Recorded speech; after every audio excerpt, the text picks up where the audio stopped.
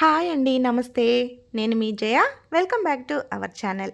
అందరూ ఎలా ఉన్నారు? మీ అందరికీ తెలుసు కదా! ఈ మధ్య నేను 90 days weight loss challenge start చేశానని.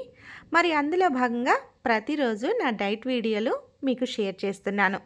ఇప్పటి వరకైతే 40 డేస్ సక్సెస్‌ఫుల్‌గా కంప్లీట్ చేసుకున్నాను. ఇంకా 5 కేజీస్ కూడా వెయిట్ లాస్ అయ్యాను. అయితే ప్రెజెంట్ అయితే నేను వెయిట్ ఏం చూసుకోలేదు. ఎందుకంటే ఫస్ట్‌లో మనం డైట్ స్టార్ట్ చేసిన ఫస్ట్‌లో బాగా స్పీడ్‌గా తగ్గుతాము.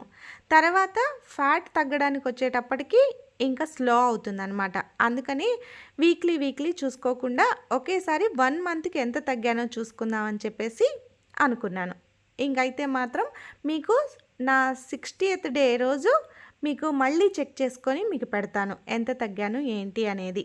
మరి మన ఛానల్ని ఎవరైనా ఫస్ట్ టైం చూస్తున్నట్లయితే ఒక లైక్ చేసి సబ్స్క్రైబ్ చేసుకొని మీ ఫ్రెండ్స్ అండ్ రిలేటివ్స్కి షేర్ చేయండి.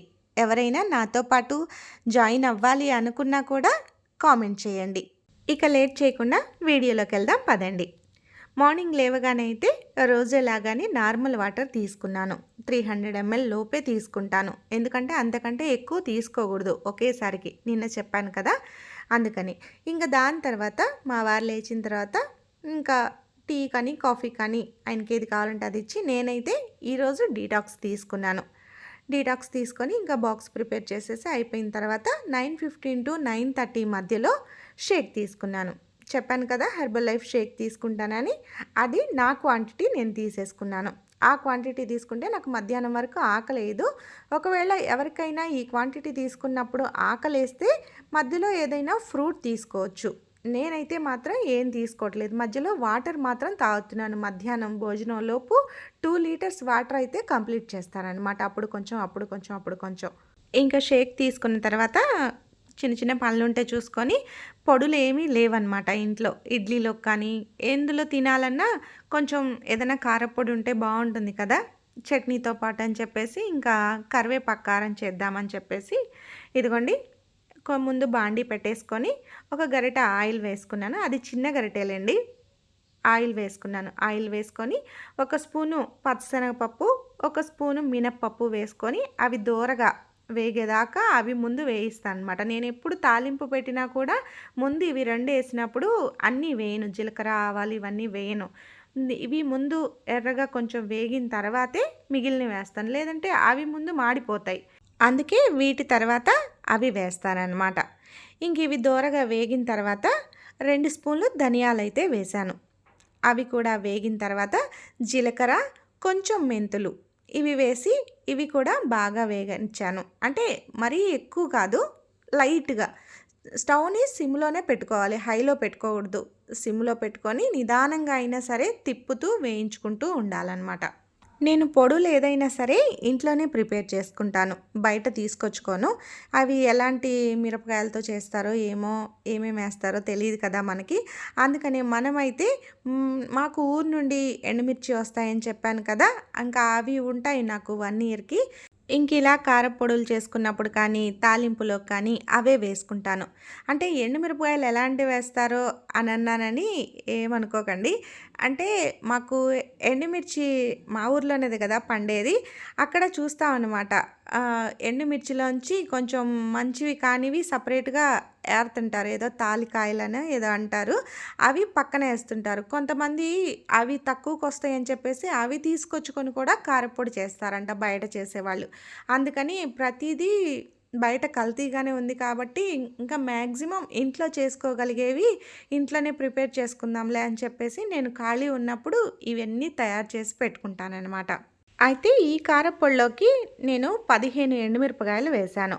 అంటే మేము కారం కొంచెం ఎక్కువ తింటాం కాబట్టి ఇవి కూడా కొంచెం కారంగానే ఉంటాయి కాబట్టి నేను 15 వేశాను.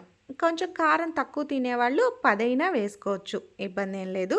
ఇంకా దాని తర్వాత ఒక కప్పు నిండా, పెద్ద కప్పు నిండా కరివేపాకు ముందు రోజే నేను నిన్ననే కడిగి ఆరబెట్టేసుకున్నాను ఫ్యాన్ కింద.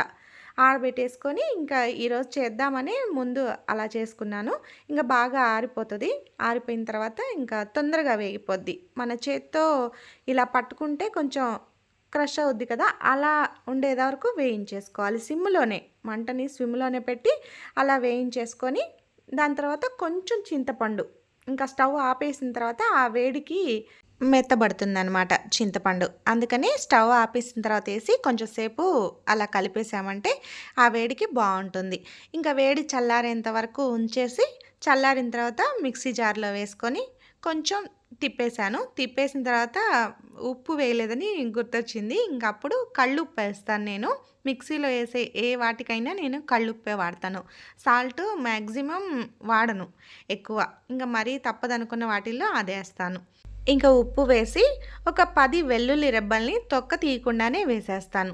వేసేసి కొంచెం సేపు తిప్పేసామంటే మంచి స్మెల్ తోటి కారపొడి చాలా టేస్ట్‌గా ఉంటుంది. ఇంకా దీన్ని వేడి వేడి అన్నంలోకి నెయ్యి వేసుకొని తిన్నామంటే ఒక్క 2 ముద్దలైనా ఆరోగ్యానికి ఆరోగ్యం, మంచి టేస్ట్ కూడా ఉంటుంది.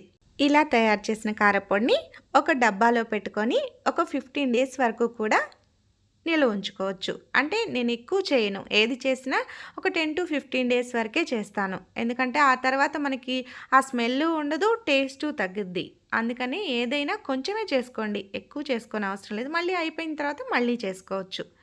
ఇంకా అలా అది చేసిన తర్వాత ఇంకా 1:30కి నేను భోజనం చేశాననమాట. ఈరోజు భోజనంలోకైతే క్యారెట్ అయిపోయాయి. లాస్ట్ సండే సంతకెళ్ళలేదు. వర్షం పడుతుంది కదా! ఇంకా సంతకెళ్ళలేదు. ఇంక కీరా అయితే బయట తీసుకొచ్చారు మా వారు. ఇంకా అవి మాత్రమే ఉన్నాయని చెప్పేసి ఇంకా అవే ఒక కీరా మొత్తం పెట్టుకున్నాను. చిన్న కీరానే ఇది. అందుకని ఒకటి మొత్తం పెట్టేసుకున్నాను. ఇంకా క్యారెట్ ఎటూ లేదు కదా అని. ఇంకా కర్రీ అయితే నిన్న కాకరకాయ ఫ్రై చేశాను కదా! పల్లీలేసి అదుంది. ఈరోజైతే టమాటా మునక్కాయ చేశాను. అందులో ఎగ్ కూడా వేశాను. ఇంకా ఆ కర్రీ చేశాననమాట. ఇంక దాంతోటి ఈరోజు నా మధ్యాహ్నం భోజనం అయితే కంప్లీట్ అయిపోయింది. కంప్లీట్ అయిపోయిన తర్వాత 2:30, 3 మధ్యలో మజ్జిగ తీసుకుందాం అని చెప్పేసి మజ్జిగ చేసుకున్నాను. రోజులాగానే పెరుగు, నిమ్మకాయ, ఉప్పు వేసుకున్నాను. ఈరోజు సబ్జా వేసుకున్నాను. సబ్జా ముందే ఒక అరగంట ముందే నానబెట్టి పెడతాను నేను. నానబెట్టి పెట్టి అవి తాగే ముందు వేసేసుకుంటాననమాట. ఇంకా సబ్జా వేసుకొని వెంటనే ఒక హాఫ్ తాగుతాను.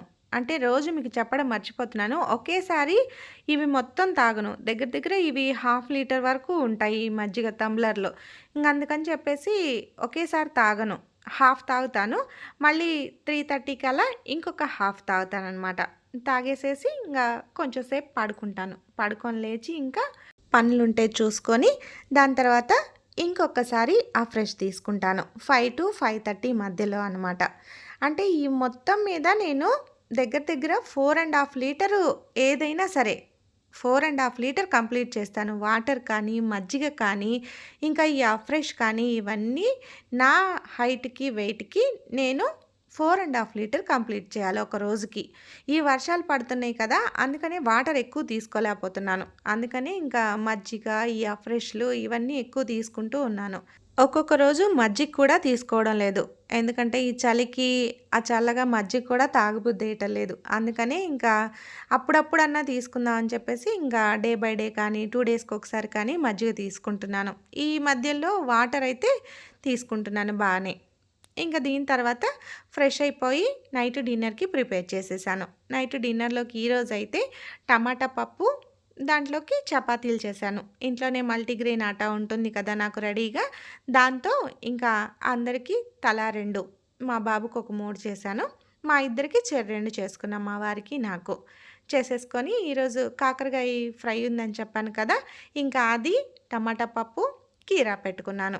ఇవి పెట్టుకొని నా 2 చపాతీలైతే నేను తినేసేసాను. తినేసేసి ఇంకా 8కే తినేసేస్తాం ఇంట్లో ఉంటే మాత్రం. ఇంకా దాని తర్వాత కొంచెం సేపు టీవీ చూసేసి 10:30కి అయితే మాత్రం కంపల్సరీగా పడుకుంటాం. మరి ఇదండి ఇవాల్టి వీడియో. రేపు మరొక మంచి వీడియోతో మళ్ళీ కలుద్దాం. అంతవరకు సెలవా మరి. బాయ్.